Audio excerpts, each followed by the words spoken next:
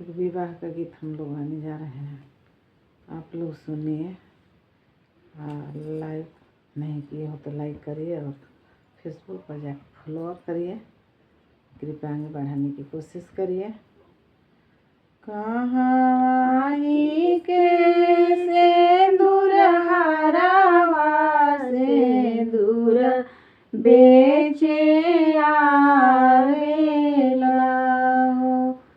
कहाँ ही के सिंदूर हरावा सिंदूर बेचे आवेला हो। कहाँ के बार कामिनी सिंदूरा मोलावेली हो। कहाँ के बार कामिनी सिंदूरा मोलावेली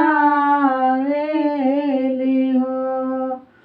कवनी गाँव के हवे सिंदूर हरावा तो सिंदूरा मोला बेचे आवेला हो। कवनी गाँव के हई बर कामिनी सिंदूरा मोलावेली हो। कवन गाँव के हई बर कामिनी सिंदूरा मोलावेली हो।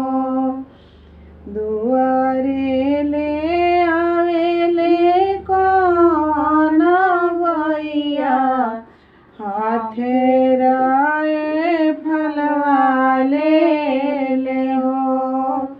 एही घरी मारबो सिंदूर हरावा बहिनिया हमार मारेल हो।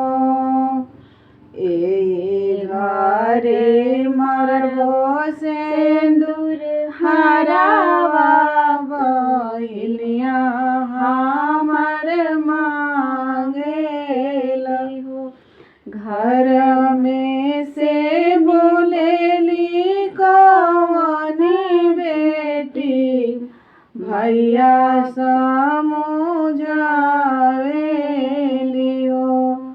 जानी भैया मार सिंदूर हरावा ओ करे संगवा जाइबे हो।